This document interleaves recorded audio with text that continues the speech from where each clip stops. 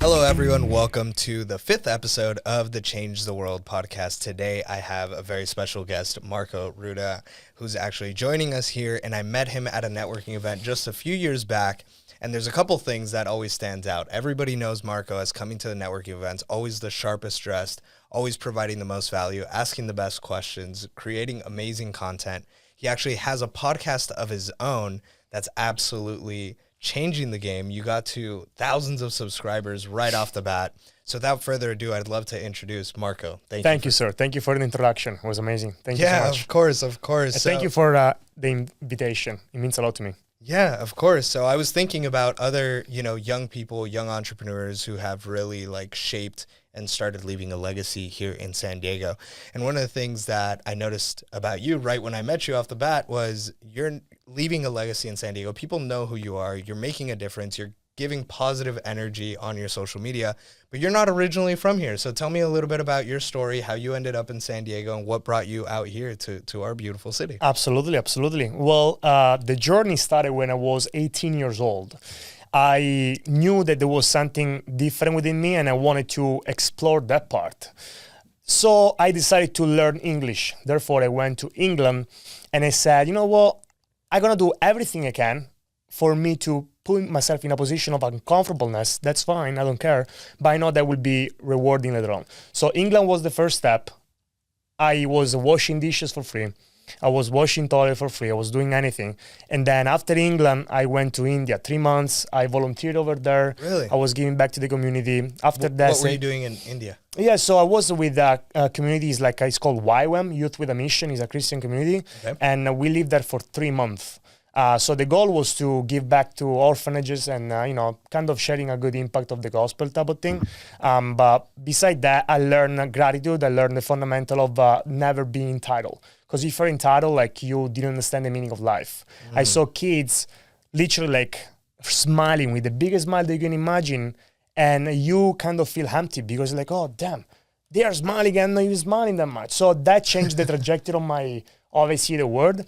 Anyway, after India, I went to Spain. I learned Spanish over there for 3 months. I was always looking to explore and travel. So I said, you know what? I'm going to be a flight attendant. I'm going to travel for free, and that will be great.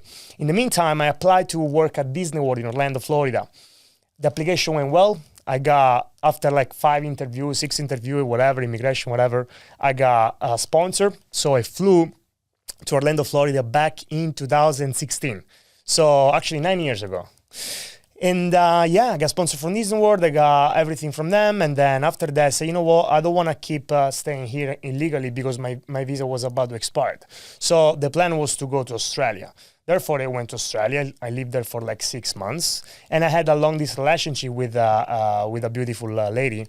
And then, love called back and said, hey, I miss you, whatever, let's try to be together. Okay. So I flew back to San Diego back in 2018. We ended up having an incredible connection. Things were flying great. And we decided to get married. We got married. Unfortunately, things didn't end up well. But as every book, there is a chapter of beginning and a chapter of end. And you always have great memory of a book. So that's how I ended up here. Got it. And you've been to so many places, right? Spain, Italy, Australia, India, Florida, San Diego. And from what I've known you, 2-3 years or something like that? What made you stay in San Diego? Since the beginning, since the time that I put my feet in San Diego, I felt that San Diego was calling me. I felt like home within San Diego. And I don't know if it was the climate, if it was the weather, if it was the people, but I felt special within it. And so that's what, pretty much grabbed my attention and I felt like home.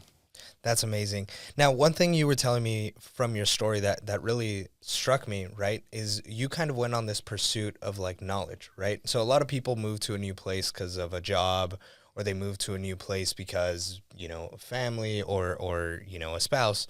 But originally you started your entire journey because you wanted to learn English and Correct. You were pursuing that knowledge and you went to England and washing dishes and doing all that stuff.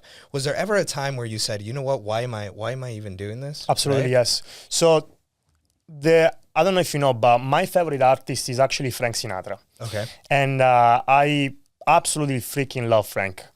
And there is one song, it's called That's Life. Another song, it's called My Way. Both of them resonate with me a lot. And one of the songs, it says, I've been a puppet, a poet, and a king. I've been up and down. Anyway, long story short, is like I've been in so many places. I've been here, I've been there. I fly each type of highway, and I try to, and sometimes my heart wanted to call it out, to say, hey, you know what, give up. That was the second week I was in England. That's what happened. I was trying to communicate with people. I couldn't. I was not able to perform with my personality, which is really extrovert. And I went back to my bedroom, and I remember looking at the roof, and I started crying. It was like tears of anger, because I didn't know English, and I felt so freaking frustrated. I felt like I could have had the chance to learn English in school, but I didn't. And I felt like, you know what, Marco, you can keep crying and be a victim, or tomorrow you can decide to take advantage of the opportunity, stop being a victim, and write your book and write your story and say, you know what, I was in the bed, I was crying that day, but I didn't give up. So absolutely yes, many times, but at the end of the day, I don't know, I just feel like there is the type of gasoline within you. They always wanted to improve yourself. So I guess that was the time. Wow. That's extremely powerful, because I've never, experienced that. My parents are immigrants from Mexico, so I'm sure they went through a lot of that, and they've instilled those values of like hard work. And when I started in school, I didn't speak English too well, but it wasn't because I didn't have the opportunity. Like, I was living in the US. It's my parents wanted me to never forget Spanish. I love that. Because a lot of their friends, right, only taught their kids English, and they never learned their native language. So from what I'm hearing, you know Spanish, you know English, you know Italian, you know other languages? That's it. I'm working on my Portuguese. I'm working on my Portuguese. Yeah. There we go. So obviously you have a very amazing perspective of the world, right? And meeting people from different cultures. How has that influenced and shaped who you are today? And being well-traveled, I've seen people that are well-traveled, are able to build better connections. What do you think it has helped you with living in all these different countries, not just visiting? Great question. India taught me to don't be entitled and to be grateful. England taught me to be humble and to never compare yourself chapter 1 with other people chapter 10. Spain taught me to shine and have a good time and pursue your freaking dream. America taught me to never give up. Therefore, after like seeing all this type of, also Australia was, but anyway, long story short, I don't know, man. It just, every little second, every little moment, every little experience that you do, and I did, I think that it shaped in some way, even like a word that you hear here and there, even like a song, even like something always gonna shape the trajectory of your thinking and your thoughts. And I think that's a good thing, because you have to be growing, you have to be developing your skills and even your personality, right? It's like a fetus, but then you need to grow as a human being and as a grown person and someone that can give back, right? Because it's like a vessel. Like, I think life is like a vessel. You can be, that vessel is going to be beautiful, but the destiny of the vessel is to be filled with water, be filled with something, right? And then how can I say that? The best vessel is the one that overflow of water. So you're able to give back. That's really interesting. See what I mean? Wow. No, obviously you've gained really good wisdom through all that. Now, I did see on your social media recently, you talked a little bit about how because of this travel and your experience, and you've had to figure things out on your own a lot. And you're very used to being a lone wolf, right? I am. And but now, and now you're in an industry where maybe it requires you to be part of a team, and that kind of thing. How has your recent developments with leadership kind of opened your eyes to hey, I can be a lone wolf, I can accomplish everything I need, but also how can I go further with a team and using other people's talents? Because you're starting to become a very prominent leader here in San Diego. That's honestly, thank you for that. But I think that it takes skills in order for you to be a leader. And sometimes I doubt myself. If maybe I'm not a good leader, maybe I'm not born to be a leader. And maybe those are lies, I'm not sure. But the way that I've been trained my mind is like, nobody's got your back. You got to figure it out. And that's pretty much it. It's, anytime that someone asks you how you're doing, always great, always fantastic, Even because your own subconscious can traject that, oh, damn, like, I'm not that good. Oh, damn, Marco says. Anyway, long story short, coming back to your question, yes, I believe that if you want to go fast, go alone. But if you want to go far, go with a team. And I'm fortunate to have a team of people that are motivated. The next goal of mine this year is definitely to build a team, to mentor other people, and to teach them what I know and potentially help them out. So that's something that it's in my heart this year. I believe that you have to be taking things seriously, because sometimes when you are mentoring other people, you're also playing with other people's life. And if you think that you're not able to mentor someone else, you should mentor yourself first. You should be a leader of yourself first, and then you can be a leader of others. No, that's super interesting. Now, I do want to talk a little bit, because we are in the similar industries and we kind of go hand in hand. And this is something that, I realized very recently about you. When we first met, you were doing solar. I think you still are, right? Absolutely. And at the time, I was working for a company that provided solar services, and I had friends that were in solar, right? And you were never really salesy. You were never really pushy. You said it. You respected that, and we've built a relationship over time where I've gotten to know you as a person and more of, all the other things you're doing for the world. And now we're in a position where, I think there's a lot of business that we may be doing together here very soon. So how do you go about from a sales standpoint of just being able to provide the most value you can without, ever pushing or expecting other people to use your services immediately? Because now 2-3 years down the line, we are building a business relationship where at the moment may have not been a good time, and you could have easily been like, oh, screw this guy, Yeah. But you've built that relationship and you've added value, even with your podcast. We just talked about it. You're not pushing the solar on your podcast, right? You're just looking for connection. Yeah. So how important is connection in sales, more important than the actual product itself? Absolutely. Super important. I believe the sales is how can I make this analogy? I believe sales is like a woman. Woman can sense if you are in a scarcity mindset, in a scarcity position, and if she senses that, she's going to be away from you. But instead, she's going to be attracted to you if you are providing your own service, which is like yourself, your authority. And long story short, I believe in connection. I believe that you should be able to provide your own connection, your own experience. Say, hey, you know what? Do you got something? Absolutely. What do you need? Anything? When it comes to solar, when it comes to sales, the mistake that most people do is they want to close the deal right away. They don't care about the connection. Something that I see every single freaking days. I go to network, and like, hey, what do you do? What do you do? And I can sense the people. Like, they're not there to make a connection. They're there to make a sell. Or, are you interested to me? Am I interested to you? Okay, cool. Like, bye. How many prospects? 10 prospects. Okay, what's the KPI? That's not how it's supposed to be. Yeah. You go to a networking event. You want to meet genuinely people. Clearly, you have to provide your service. Otherwise, what the hell you're doing there over there, right? Besides mingling and things. Yeah. You should be able to be in a position, hey, you know what? That's Marco. Nice to meet you. How you doing, sir? Good? Most people are missing out there. Most people are like coming up from a sense of scarcity, going there, say, hey, what's in it for me? What's in it for me? No. Sales is not that. Sales is what's in it for you? What's in it for me? Because the biggest objection, it's one thing. Trust. Biggest objection. I'm not interested. Whatever the objection it is trust. If you're able to overcome the objection of trust, you won the sale. Awesome. And I don't know if I answer your question. No, absolutely.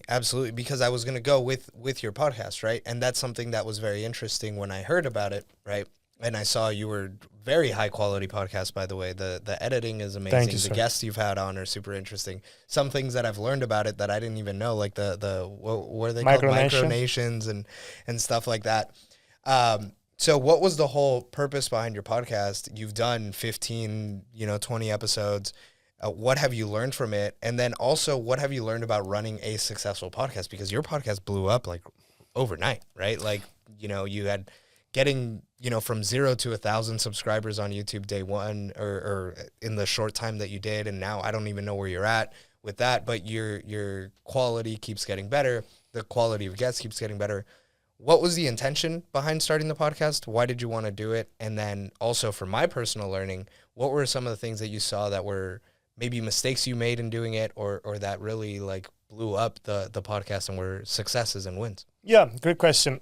So to come back to question number one, and what I learned.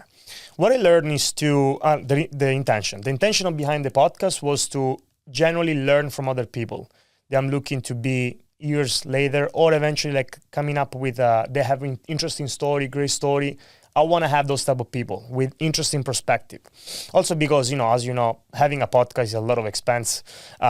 So behind that, I wanted to provide a podcast that has an incredible quality behind it. Yeah. And when it comes to quality, it costs money.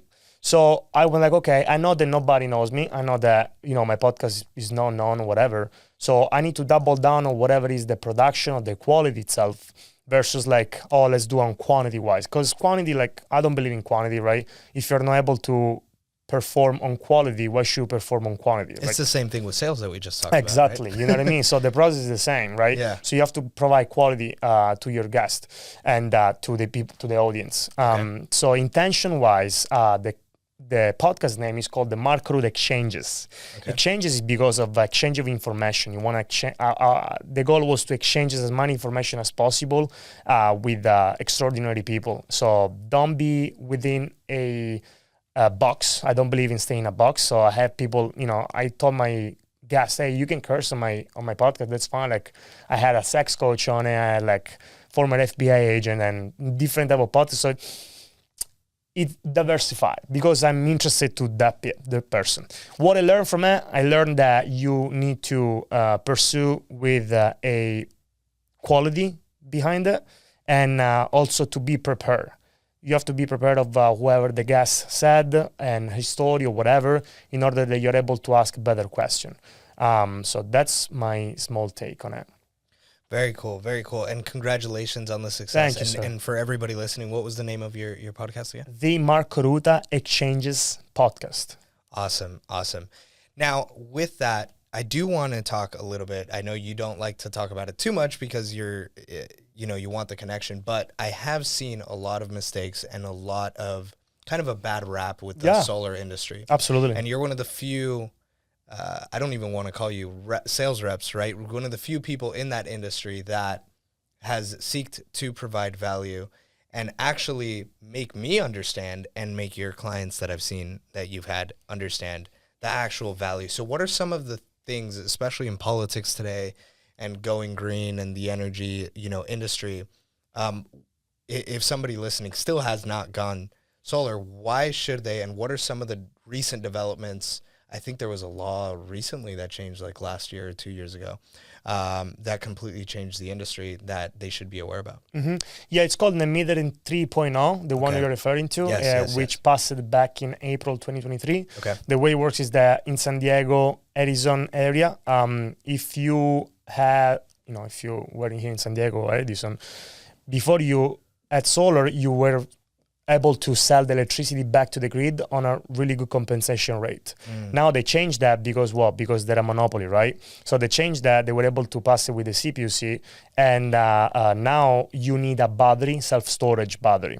So what I learned within these years in sales, in solar especially, is a roller coaster, is a solar coaster, meaning that things can change. Therefore, some people have a bad habit of staying when they are without understanding how things evolving. With the former administration, they promoted a 30% tax credit. Now, maybe with this administration, we're going to see a change in it. So most people are going to also be affected. People like you, that you're building ADU or, construction companies and anybody really in the real estate investment side of it, they're going to see also change on it, probably. I hope not, but...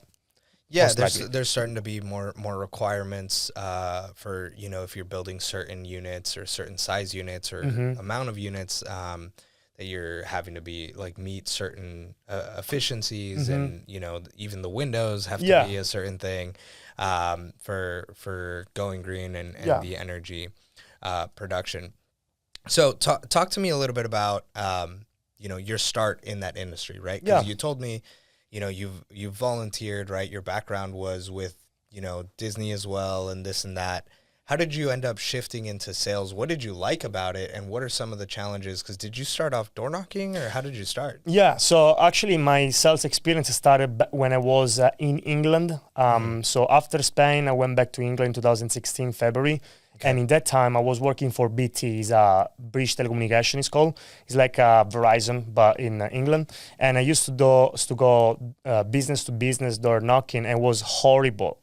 In London, with the freaking weather, was tremendous, so bad, bro. I was miserable. But that taught me a lot. That taught me like. Did you still go in the rain? And oh yeah, I used to go. I used to go in the rain. It was terrible. So that taught me a lot. So now transitioning to solar, I was after the pandemic. I saw a need, which was you know, people thought that they were about to die soon. So I pivot into life insurance. Interesting. Okay, I didn't know that about. So I was a waiter. Was working at Barbusa in Little Italy. In Little Italy, yes. And then the pandemic happened, and then I said, you know what? Let me switch into life insurance. So switching to life insurance, I was door knocking, whatever, cold calling, do anything I could. And someone's like, "Hey, bro, you're already doing the hustle. Like, why don't you do it like for better profit?" And on top of that, instead of increasing a monthly premium to someone, you're actually going to lower. And I'm like, wait, what? How does the solar work? Yeah, zero money in your pocket. You're actually able to lower everybody's bill. Why should not everybody do that? Yeah, man, because most people are lacking conviction. So my conviction was already on the roof. I was like, wait a second, I'm already increasing the bill to someone with life insurance, and now I just have to lower their bill?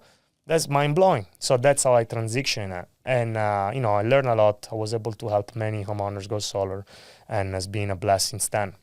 So I think that's one of the things that, you know, the previous guest that I had on was a lender, right before you showed up here today. And, you know, we've had realtors on the podcast. We've had property managers on the podcast, all related in one way or another, the real estate industry. And what I've noticed with the people that are the most successful is people who, one, understand their product the most, right? It's not just, let me just understand the basics and go out and do it. Like, they really understand everything. Any question, any objection, if you know what the heck you're talking about, people believe you, right?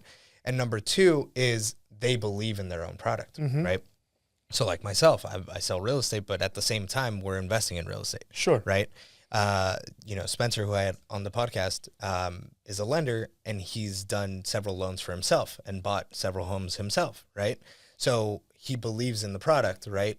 How important is that, you know, in your side of the sales? And then also, you've been doing this for a few years. I know in my story, right, there was a certain point that it all clicked, right?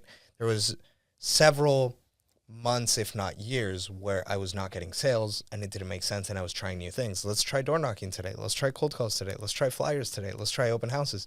When was it like, oh, this process works, and then it just started flowing, right? Great question. I think that when, because as you said, you have to have, yes, a conviction, but also you have to be able to learn the product. So the first things I did when this person introduced me to solar, I said, okay, give me an example of a contract, I'm going to read it. So I start reading all the pages. Now, is that not something that's in the normal training? Is that something you went? No. I just did it on my own because I wanted to have the conviction of actually understanding if this guy was full of shit or was like, wait a second, I can actually give a zero money out of pocket financing to someone with. It's too good to be true. It's too good to be true. Exactly. Yeah. You know. So I'm like, what the hell are you talking about? So I start reading the project and the contract, and I was like, wow, that's amazing. Like, I can't believe that actually is working. So I was like, that's game over. And then something clicked. The way it clicked was with a competition, which was even like, it wasn't a strategic competition. It was a competition I made with my own mind. So funny story. I went to score a correlation of the office, right? And then I saw the top salesman, shout out to Stats and my man. And he made like 12 deals February 2022 or something like that. Okay. No, 24 deals. And I was like, fuck, I can make it 12. Like, I was like, within myself, oh, fuck, I can make it 12. So I was like, and I went to them, hey, how much do you think I should aim for this month? It's like, should aim for 4. And dude, I was so upset. I was like, fuck that, 4? I'm gonna show this guy I'm gonna make more. So that was like the spirit, and I started with that. I started with that. I can prove them wrong. I can prove myself that I can do that. And I didn't know if I could do it or not. I just it was like a competition with my own self. Got it. And I did it. So like I bust my ass the month, and I did like 9 sales the first month. Wow, congratulations. Thank you. But yeah, it's always interesting to see like yourself evolving. You start with competition, then you start with serving. Because at the end of the day, I think that the reason why most people have a bad reputation of a salesperson is because they don't understand. We should be called a servant. We should be called a servant because we are serving the other person. Yeah. You see, with a service, with a product, whatever.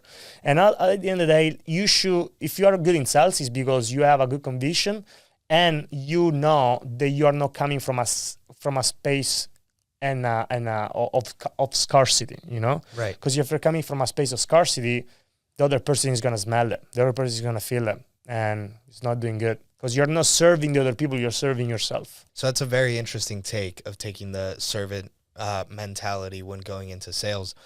And so you were able to do 9 deals in a month, right? Mm-hmm.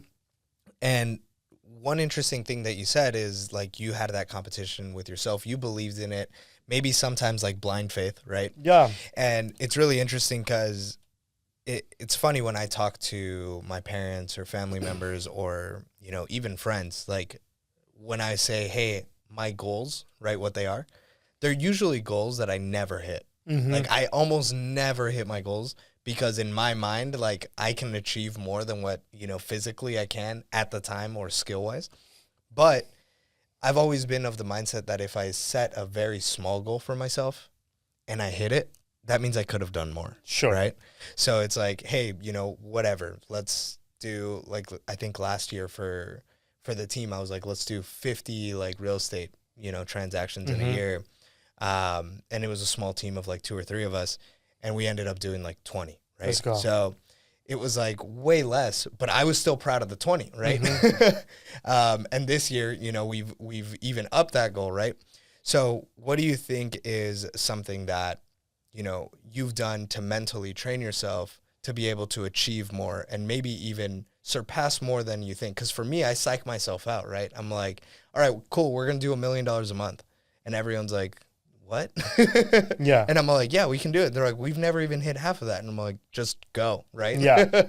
So what are some of those like psychological things that you've done when it comes to business, when it comes to sales, when it comes to goal setting, with at the same time not having that scarcity mindset? Yeah, number 1, having a blood goal.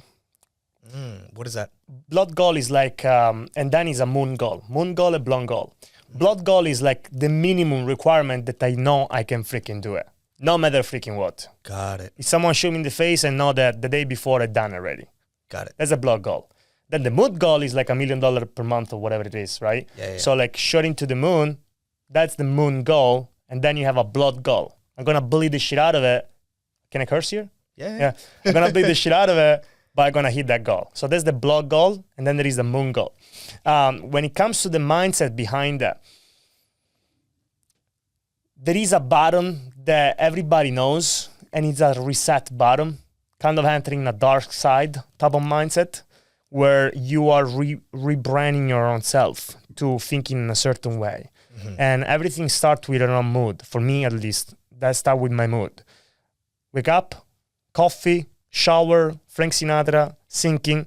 And when I'm singing, I'm starting to waking up myself, right? I'm starting to come up with a good mood. And then if you have a good mood and your space is clean, so my bathroom is clean, my house is clean, everything need to be super freaking clean. Wow. Why? Because if someone entering my house and everything is a mess, that's a complete and correlate reflection of whatever is going through your mind. So if you have a mess... It's also the way you dress, right? and everything else Yeah, goes into I mean, it. I think Confidence and I guess so. Yeah, Yeah. I mean, like I think that everything, sometimes can be correlated with culture. Sometimes can be correlated with how you're feeling of yourself. Like I love, dressing nice, and also what for me is dressing nice is also honoring the other person. Yeah. Because imagine if I come here and I smell bad and I'm all dirty and like I don't think you're worth of that type of presence. You know what I mean? yeah.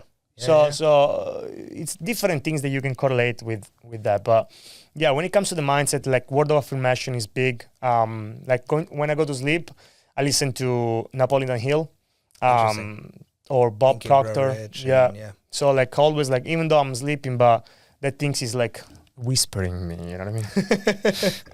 No, and that's really interesting to have like those like morning routines, morning rituals. That's something that, it took me several years to understand, right? I've been, in real estate sales now for 7 years.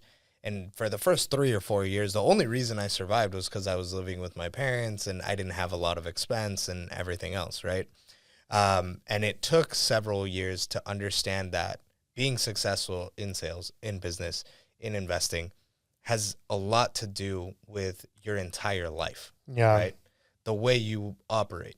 Are you hitting the gym, right? Are you eating healthy? Are you staying true to your habits? Are you staying true to your relationships, your family, everything else, right? Like, are you hitting the consistent day to day goals? And I think now as a leader, where I have agents on the team that are newer and they're like, oh, why am I not getting the results, right? And it's very like short sprints rather than consistency. Mm-hmm. And like you said, having the house clean, having this, having that, clear mind, all those little things that are small tweaks over time.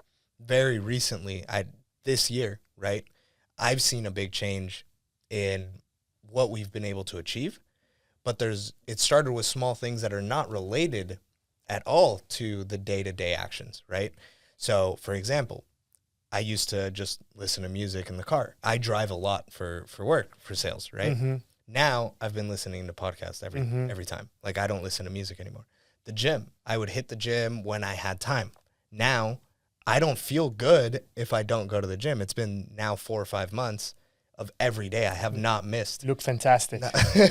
I'm still working on it because I have to gain weight, right? So when I go to the gym, I end up burning calories. So it's the opposite. I have to eat more. But at least like mentally, I know I checked that box off, right? It's just like, hey, did you clean the house or not? Does it really affect if you're going to sell? No. But did you check that box, right? And did you stay true to your commitment? I think I heard an interview or a speech recently. It was like a military general, and he was saying the way you're going to change the world, if you want to change the world, is start by making your bed, right? Because it's a small win. It's just like when I got the first sale, right, real estate sale, it just proved to myself I could do it. When I sold the first investment property, it proved to myself I could do it. When I invested in the first property, proved to myself I could do it, right? And it's the same thing. It's the small wins, little by little by little. And if you don't stack those wins, you don't have the confidence to go out into the world and really portray everything. And I just had this conversation with one of my sales reps, there's a Bible verse, Matthew 7:7. It says, ask and you shall receive, seek and you shall find, knock and the door will be open to you. And he was like, cool. Like, he's not, as religious or anything else. And I was like, I'm not trying to bring religion into it. Like, business wise, right? You got to ask the world for what you want, right? You got to go out and believe it's already yours. Yes. And really make it yours, right? And I carry myself as if I'm already a multimillionaire. I carry myself as if I'm already there. It's just hasn't happened yet, but it's going to happen, right? And I think a lot of people in today's day and age are so afraid to speak it because what if somebody judges me? What if somebody says this and that? So I think that's something that the reason I brought you on the podcast as well is you portray that, right? You go into a networking event, you go into with confidence, you're showing up with, on all the networking events want to have you on their Instagram profile because it's a good reflection of what that event carries if it brings people like you with your mindset, with your service mentality. So I appreciate that a lot about you. Now, one of the things, you've obviously traveled a lot. You're obviously doing really well in business. You're obviously leaving, your mark here.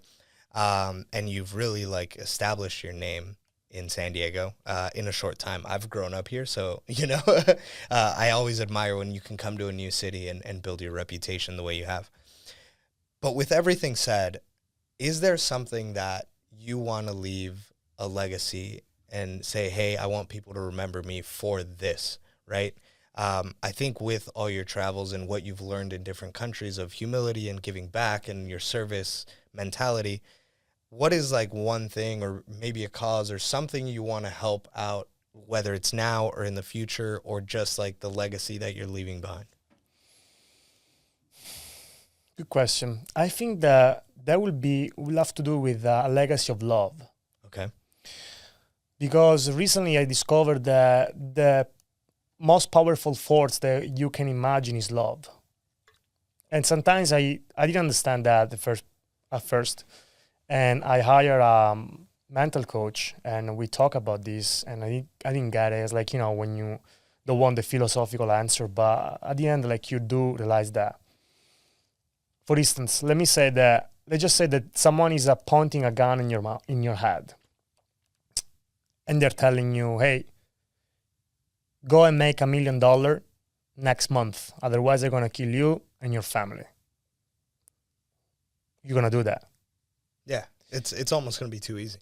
Right? Yeah. Now, why are you going to do that? Because number one, the force is the love that you have for life and for your family. Interesting. So when you're leaving a legacy, let's just say why you want to leave a legacy of giving back to people. Because behind that, there is a love for life.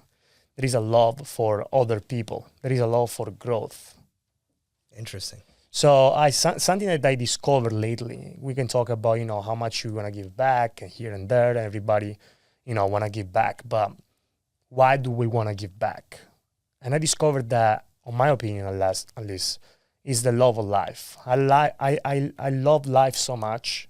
And I think it's not a coincidence that you were born. It's not a coincidence that I was born. Like, it's not a coincidence you were able to be that sperm that won over billions and billions and billions of other.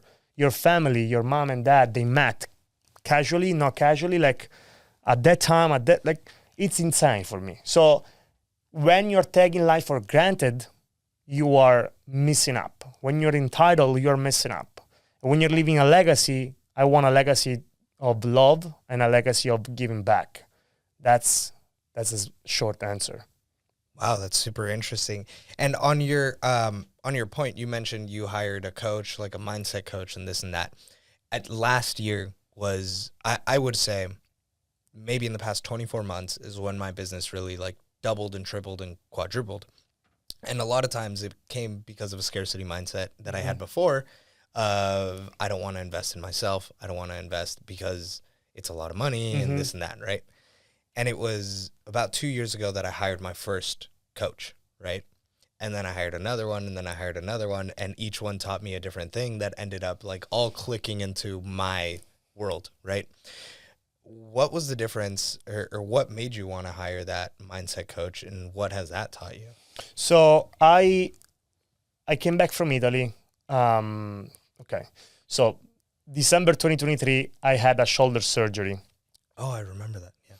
Took me about 5 months to recover. Came back to San Diego, April 2024, last year. And I was in a dinner table with this. Do you know when Francis Ngannou fought Fury? Oh, yeah. The sparring partner of Francis Ngannou, I was having dinner with him because he used to date my friend. Okay. So we had dinner, whatever. And long story short, I asked him, how are you able to perform every day, even though you don't feel like going to the gym or whatever? It's like, something that helped me was like hiring this mental coach. Oh, can I have the number? He's like, sure, yeah. So he gave me the number of this guy, and we, start talking, whatever. And that's something that definitely happened last year that changed and evolved the trajectory of how I'm thinking. Number two, I've always been the type of person that didn't care about money. For me, money is a tool. It's like, I need this to get in there, here and there, boom, that's it. I don't believe in I'm not, of course, I like material shit, right? But I don't believe the money is the ultimate goal. Of course. Right? So when it comes to me, like, I rather double down and reinvest in myself, even though I go to that, I don't care, because that the reward of the investment, the ROI of the investment is unlimited. Interesting, yeah. So I'm not gonna lie, like years and years ago, I used to do. So when I changed from server to to be in life insurance, the change was hard, bro. Like no work or whatever, so you have to make it happen somehow, some way. And San Diego rent is not easy. It's not cheap. It's not cheap. So back in the days, I switched and I got the 2-bedroom, 2-bathroom, and I invest a bunch of money to make that an Airbnb. And I wasn't supposed to do that, to be honest with you. Allegedly, I wasn't supposed to do that, but I did it. So I used to have the other room and rented it out. The room would pay out my rent pretty much. So that would cover the expense. And then I was selling, so that was good. But then at the same time, money in my bank, great. And then I would take all the money and reinvest it in myself.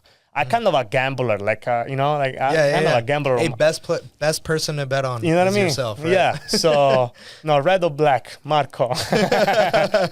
But joke aside, like I always been the type of person, like let me reinvest in this course, or let me invest in this coach, let me invest in that, because I know that the ultimate goal is like to grow, and without grow, you're dead.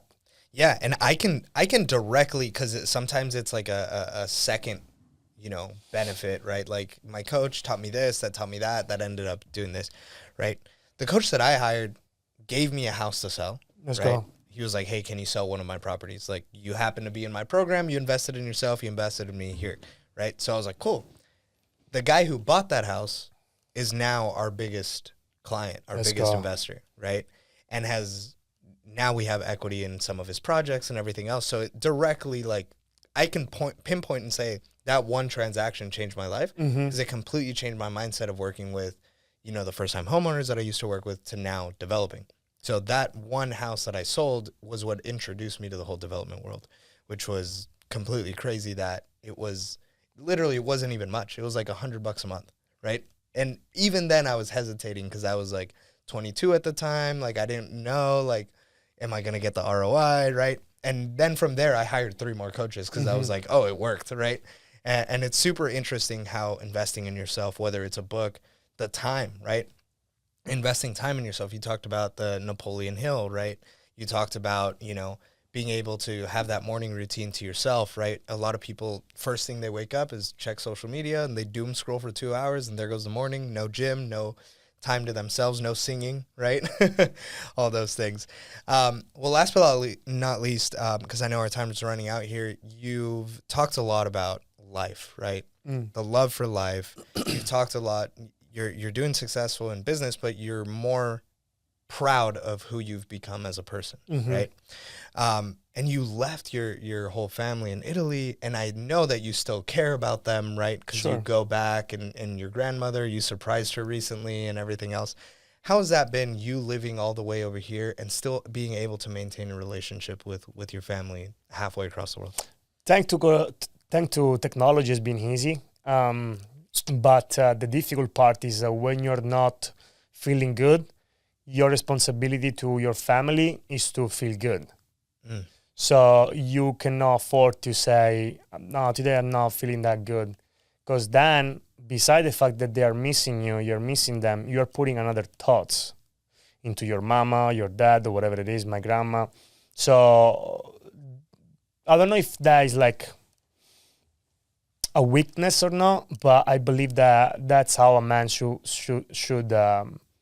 carry on. You have to deal with your own thing. You have to move forward. And yes, you miss your family miss you, but your responsibility is to succeed in their honor. Because otherwise, you're just wasting 9 years, 11 years of this absence to achieve what?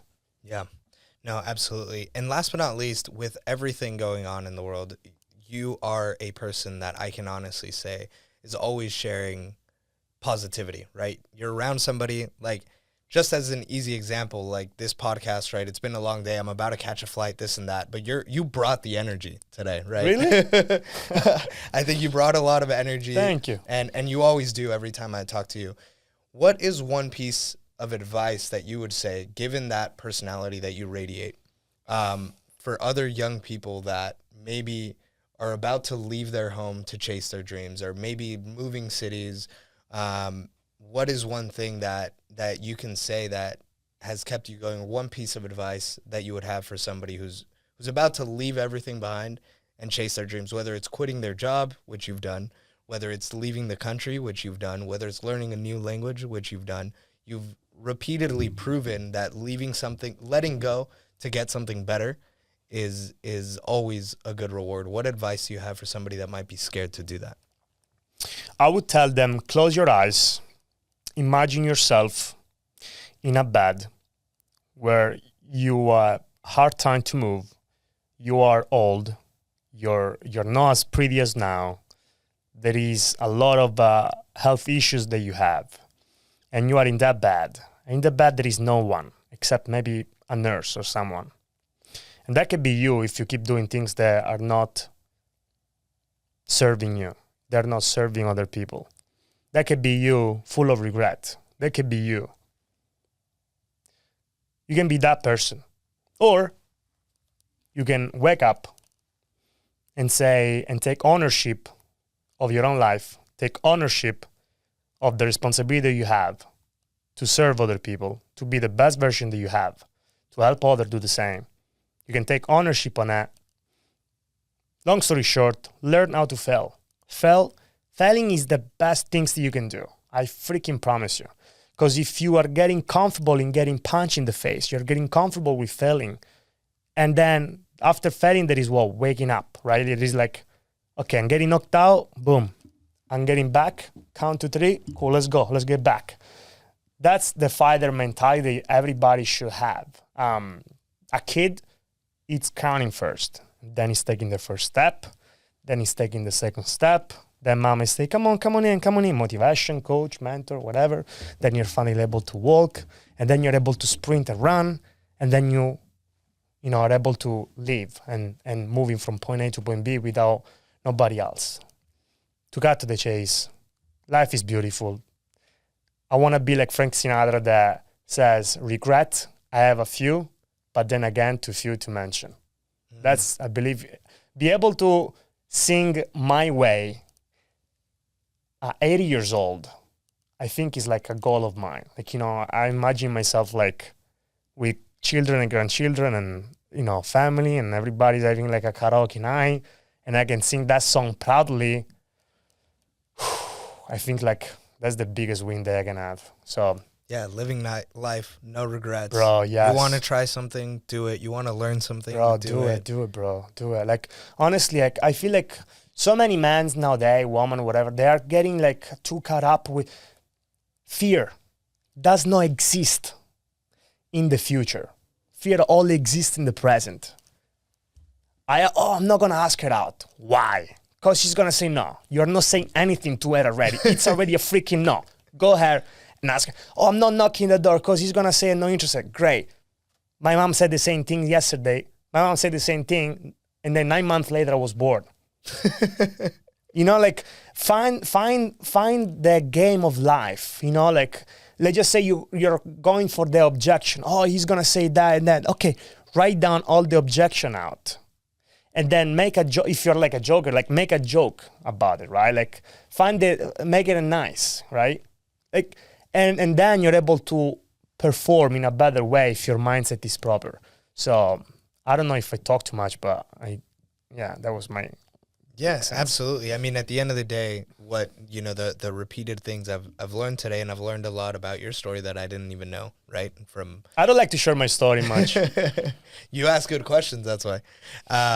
It is really like a common thing of living life with no regrets, right? Bro, yes. At the end of the day, it's like, whether it's business, whether it's personal, whether it's, psychological, whether it's you want to learn or try something new, I think everybody, including myself, has been like, oh, I wish I could have done this, or I wish I would have done that, or visited this place. It's like, dude, you have one life. You don't know if you're waking up tomorrow. Go do it, right? Yeah. Yeah. And I think a lot of it is like, you know, people that I talk to, it's like, oh, wow, you like went to all these places and visited all these places. Like, you could buy a ticket, you know, like you can go online and be there in 12 hours, right? Mm-hmm. So it's really cool that through your story, you've constantly proven like, hey, I want to try something. I'm going to go do it. And if it doesn't work out, I come back to the same thing, right? So So super cool, super awesome, great message for the younger generation. And also, I also believe that if you're an entrepreneur and you start with like a plan B and a plan A, I think you're gonna mess up. Like, meaning, I don't believe that you should come up with like, you know, okay, cool, I'm gonna start this company, and then in case no, that's not how it works. There's no in case. No, there's no in case. Otherwise, you're already planning yourself for failure. Like, okay, in case I fail, why should I freaking fail? Like, jiu-jitsu. There are several belts, right? What is the difference between a white belt and a black belt? Experience. The black belt never give up. Interesting. There is, you know, the same, but the black belt never give up. So if you start with, okay, good, I want to, dude, take a breath, relax, pursue it. That's fine. It's gonna be okay. That's it. Like, just freaking do it. Yeah, that's you know awesome. What I mean? That's awesome. Well, again, thank you, Marco, for coming on. Thank you for the invite. Thank you for sharing everything. Hopefully, I can make it on your podcast sometime Absolutely. soon. And you know, hopefully, you guys got a lot out of this. And if you are thinking of starting a new venture, trying a new thing, moving to a new city or a new country, this is the motivation you needed to go out and do it. Thank you, Marco. Thank you. Thank you. We'll catch you on the next one. Let's go.